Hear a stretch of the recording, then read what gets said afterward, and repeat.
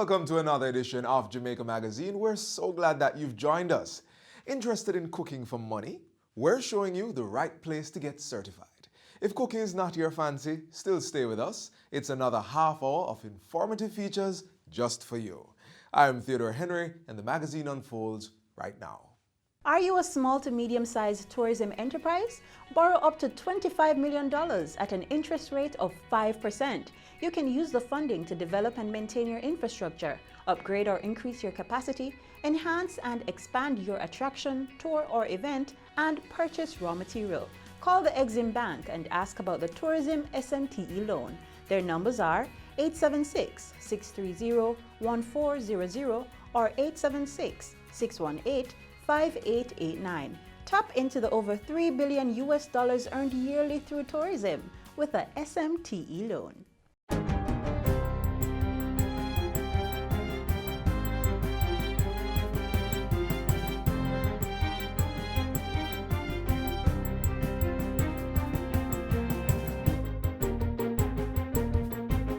Good day, I'm Lorraine Mendez, and this is your JIS News for Tuesday, November 26. The Planning Institute of Jamaica, PIOJ, says there is a window of opportunity for economic growth resulting from the demographic dividend, which now has the country's working-age citizens comprising the largest portion of the population. Persons falling within the working age range of 15 to 64 years now represent 69.7% of the overall population of 2.9 million persons. The demographic dividend is the economic growth potential that can result from shifts in a population's age structure, mainly when the share of the working age population is disproportionately larger than the dependent population, that's persons 14 years and younger, as well as those 65 years and older. PIOJ's Director General was speaking at the Institute's quarterly briefing last Tuesday. He argued that the increase in the working age population relative to dependents provided the country with a tremendous opportunity to boost economic growth. Mainly through one, an increase in the labor supply. Lower dependence ratios may facilitate an increase in labor force participation and employment, especially for groups that are typically underrepresented. The Heart Foundation of Jamaica is calling for front-of-package food labeling that will help consumers make healthier choices. The foundation's Global Health Advocacy Project Officer, Vanetta Nurse, says important facts and information provided by this type of labeling standard would help in the fight against non-communicable diseases, NCDs. In Jamaica, currently, the Nutrition Facts panel on our products isn't mandatory for all food items. So you'll find that some products don't have the label, and there are also difficulties in understanding the label in its current form. So what we are calling for is simple front of package labeling on the front of food packages to allow consumers to know what is in the food and allow healthier choices. Ms. Nurse was speaking at a recent JIS think tank. As government moves closer to making front-of-package labeling mandatory in Jamaica, it is currently revising the 2010 CARICOM Regional Standard for Specification for Labeling of Pre-Packaged Goods. The Bureau of Standards Jamaica BSJ is carrying out assessments to inform the new food labeling model, as well as to draft standards for submission to the CARICOM Regional Organization for Standards and Quality. You will now be required to have your nutritional facts stated, and you will accompany it with the front of pack labeling. We're looking at the high-end model, which makes it easy for the average consumer to be able to interpret the information on the product label. In 2018, CARICOM leaders endorsed front-of-package labeling as a priority area in the fight against NCDs. The Ministry of Health and Wellness has ordered an audit of water usage at the Kingston Public and Victoria Jubilee hospitals. Portfolio Minister Dr. Christopher Tufton says water use and associated costs are not aligned. I checked and I was told that last month we paid some $6.4 million for water bill. And if you do a calculation on water usage and juxtapose that against the bill, then one has to conclude that something is wrong.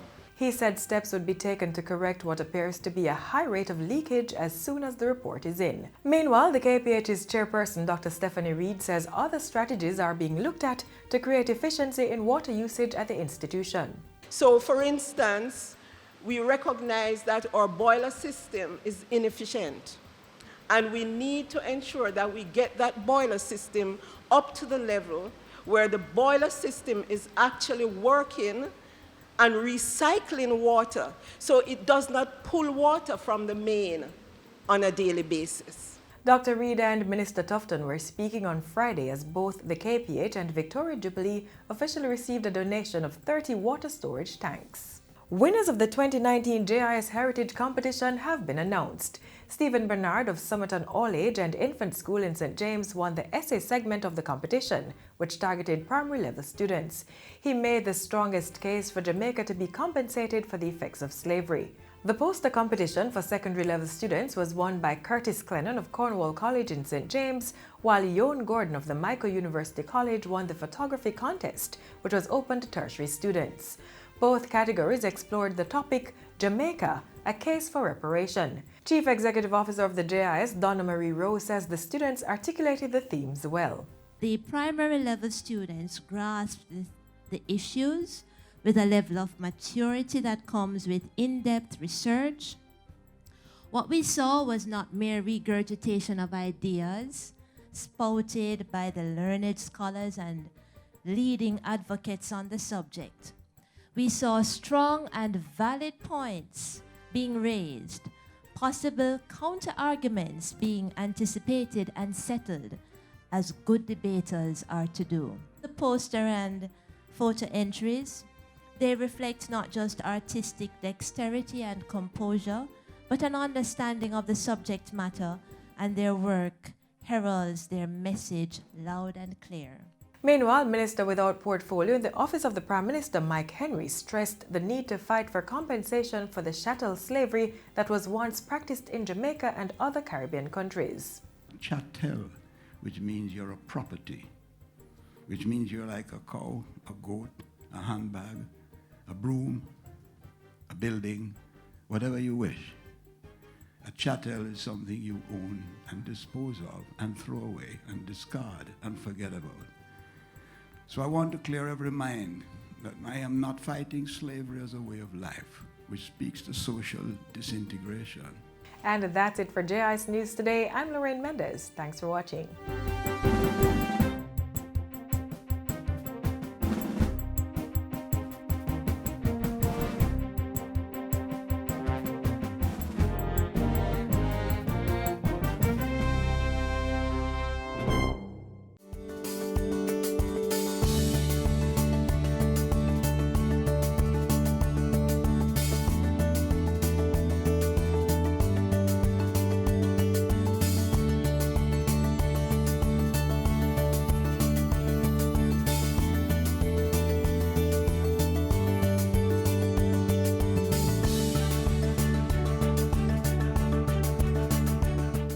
Next, the latest happenings out of the Office of the Prime Minister.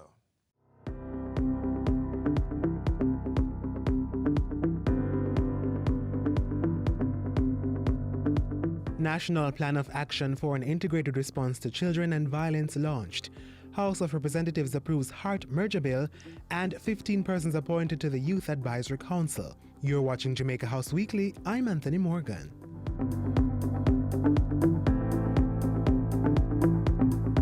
What we went to China to do was to focus on developing trade.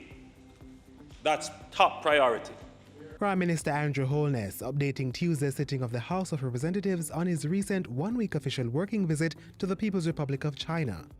The assignment resulted in the signing of 7 memoranda of understanding between Jamaica and China.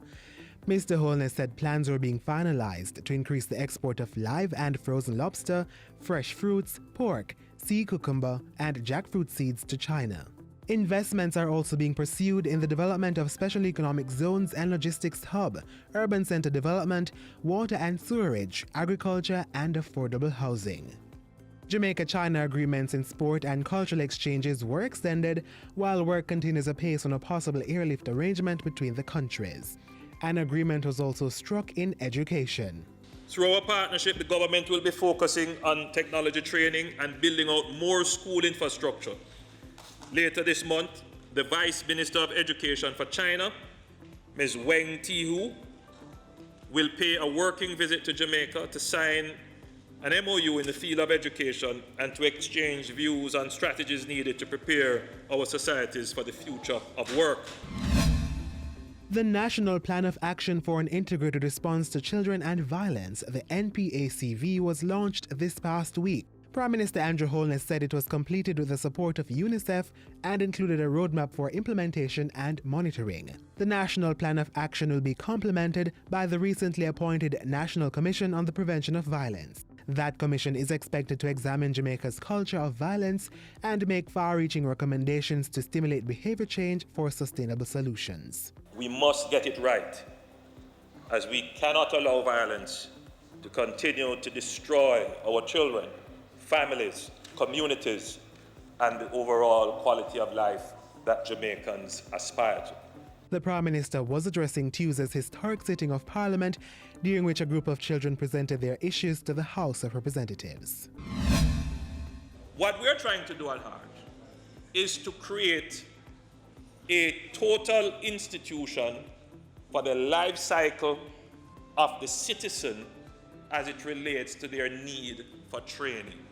Prime Minister Andrew Holness, as he made the case for the passage of a bill to merge the functions of the Heartrust NTA with the National Youth Service, the Apprenticeship Board, and the Jamaican Foundation for Lifelong Learning. The move will pave the way for the creation of the Heartrust National Training and Service Agency, NTSA. Prime Minister Holness said the merger would allow government to refocus all its training resources into one agency. There is synergy from the merger of the corporate services of the 4 entities that are there, and that synergy would lead to better management of the treasury of the trust, and it will lead to greater synchronization and coordination of the allied services. The House agreed and approved the Human Employment and Resource Training Amendment Act 2019. Early in the day, the Prime Minister was in Spalding, Clarendon. He was there to rename Spalding High to the Alphonsus Davis High School. Mr. Davis, who was a former advisor to Prime Minister Holness, served as principal of the school for 28 years.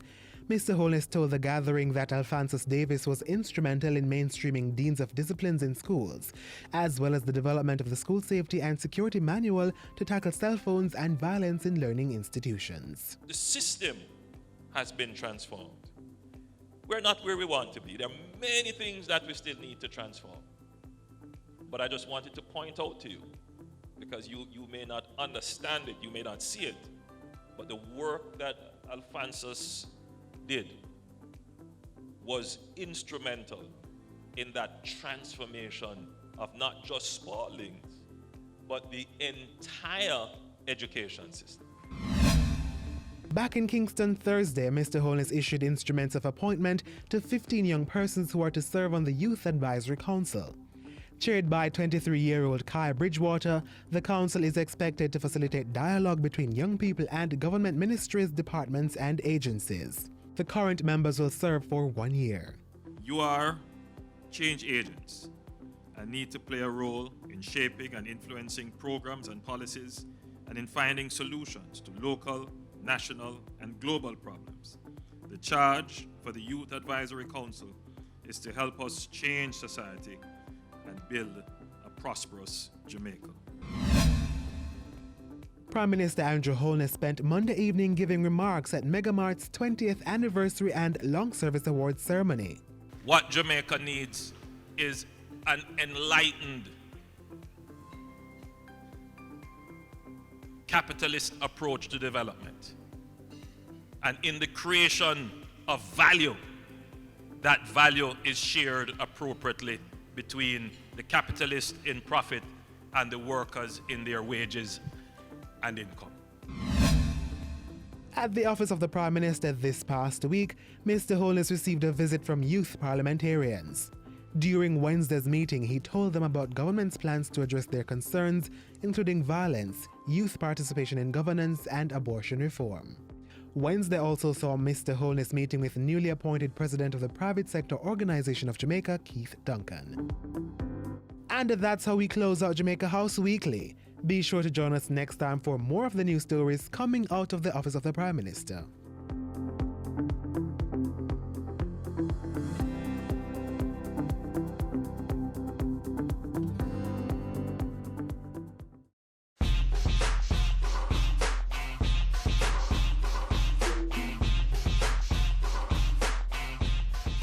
We want our children to understand the importance of physical activity. Based on our Jamaica Lifestyle Survey, 82% is in low-level activity, meaning we're just doing enough to survive. And only 16% is in moderate and 2% in high-level intensity. So we want to get more person in moderate and vigorous activity. And so we want to encourage them to be more active so that they can get a lot of benefits. Increase academics performance, reduce stress, reduce weight loss, beautiful skin, help you to sleep better. We want it to be more active so that we can have a healthy mind and a healthy body.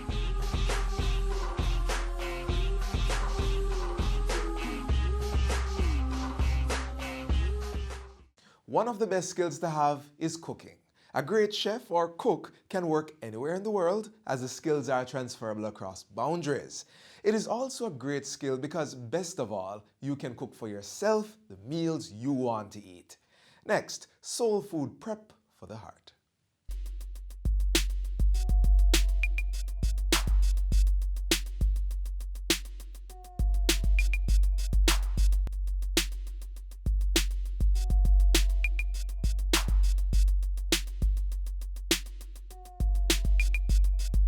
Tourism and agriculture have been like Siamese twins from day one. 88% of the world travels for food experiences. And that 42% of the expenditure of all the visitors over the world is on food.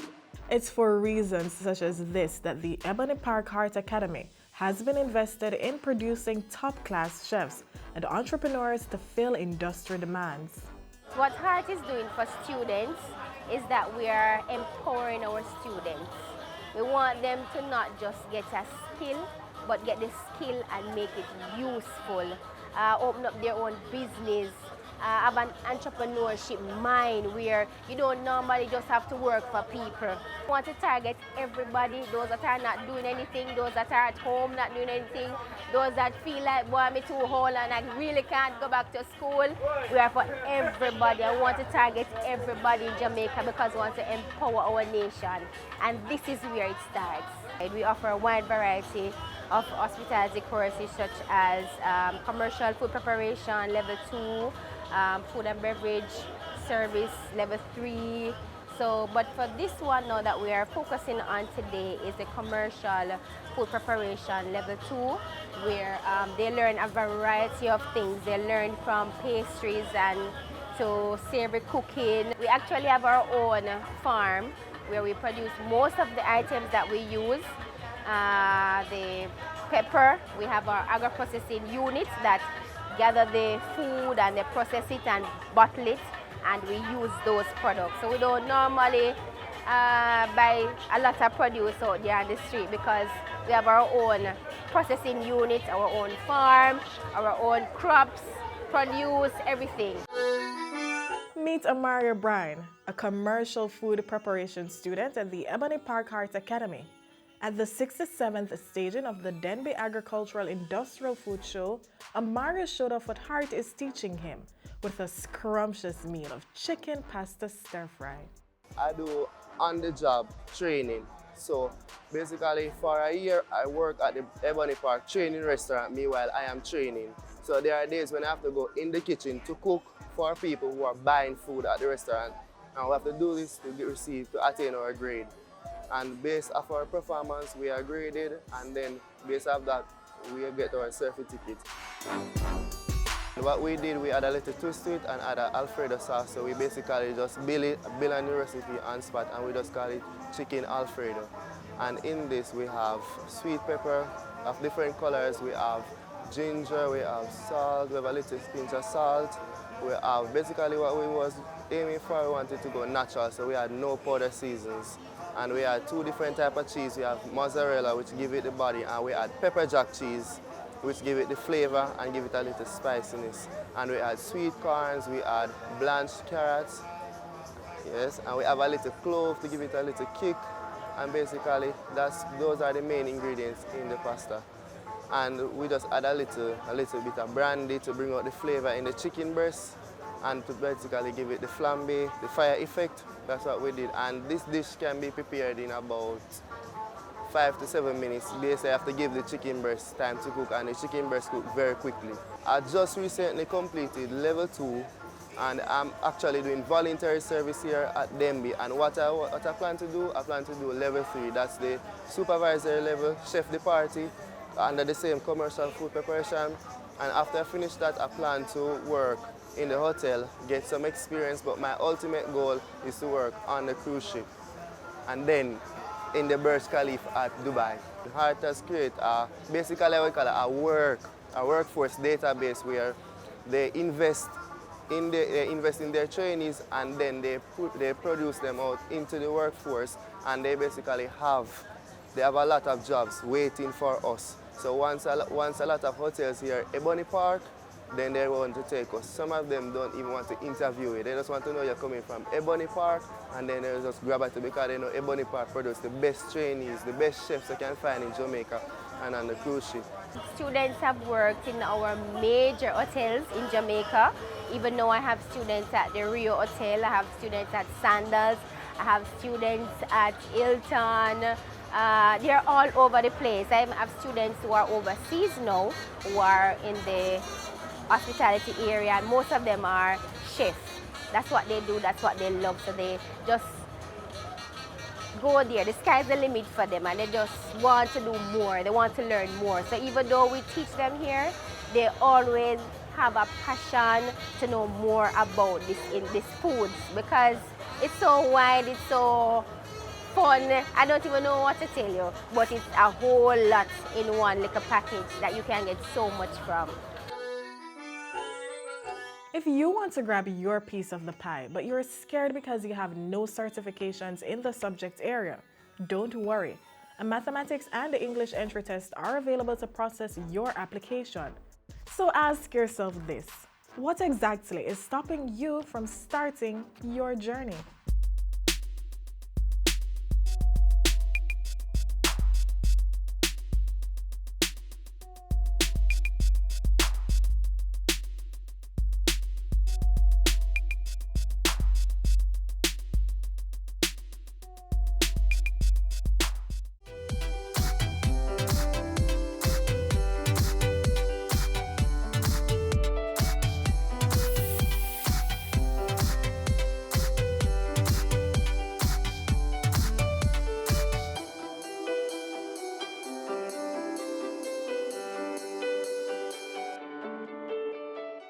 The government, through the National Security Forces, is working hard to ensure lawlessness is eradicated throughout the festive season. Coming up, we hear from the Jamaica Constabulary Force and the Jamaica Defence Force on their combined efforts to keep the streets safe during the holidays.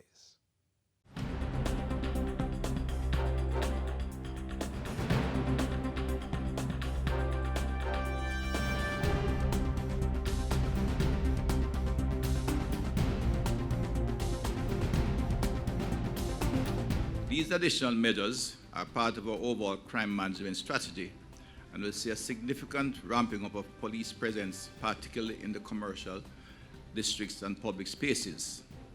This will be accompanied by other strategic, targeted, and intelligence-driven security operations to bolster public safety, maintain public order, deter acquisitive and violent crimes, and further disrupt the gangs that are the source of much of the crimes. These intensified safety and security measures are being put in place so that law-abiding Jamaicans can feel safe going about their daily lives and making their preparations for the end of this year activities. At this time of the year, people tend to want to celebrate irrespective of their challenges and should be able to do so without apprehension wherever they are. I have requested that the Commissioner of Police, supported by the Chief of Defence Staff and the instruction of the Prime Minister, put in place the requisite systems to reassure the people of Jamaica that everything is being done to intensify the work of the security forces in order to ensure public safety and good order.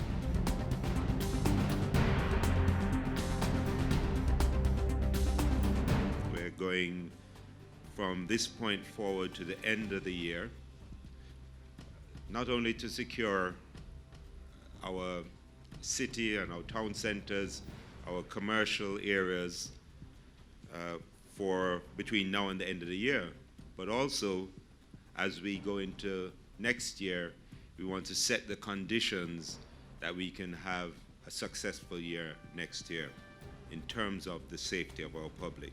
I met with my divisional commanders on Monday and gave them a mandate around their town centers, but also a mandate around gangs, guns, and criminal leaders, i.e. dons. And they are to focus on that over the next 2 months.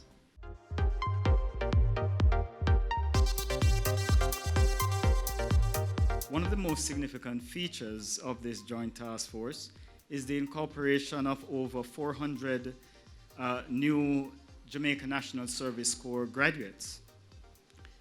These new soldiers have been extensively trained and are highly committed to playing their part and making their presence felt as a part of Jamaica's overall security infrastructure. We will also be committing the full gamut of our intelligence capabilities and some specialized equipment and resources to support and sustain continuous operations over the period. This will result in more snap raids, more patrols, more checkpoints, and overall more soldiers and police in the affected communities. We expect that our increased operations will assist the police in targeting and arresting and/or detaining gang members and other persons of interest while denying them the freedom of movement to carry out illegal activities. We will be especially vigilant in preserving secure public spaces, especially in and around commercial areas where persons are vulnerable to various types of crimes.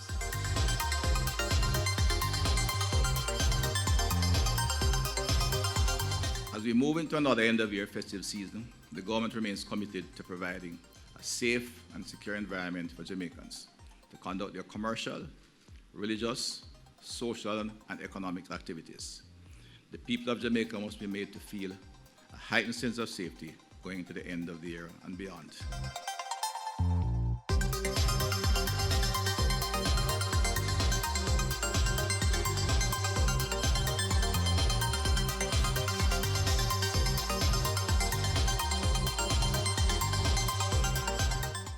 We've come to the end of the show. Catch us again tomorrow on this station. Here's a reminder to send your feedback to Jamaica Magazine at jis.gov.jm. You may also connect with us on Facebook, Instagram, and Twitter. On behalf of the entire production team, I'm Theodore Henry. Thanks for watching.